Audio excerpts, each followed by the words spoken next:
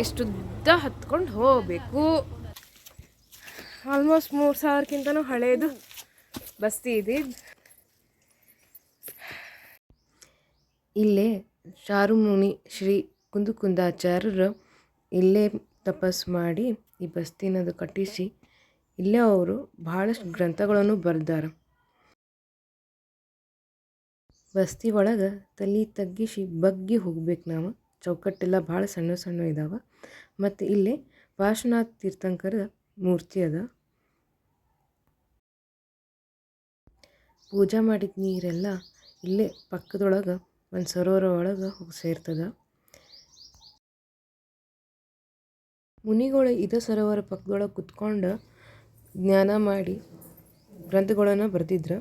ಅವ್ರದ್ದು ಪಾದಚರಣಗಳನ್ನು ನೋಡ್ಲಿಕ್ಕೆ ಸಿಗ್ತದಿಲ್ಲ ನಮಗೆ.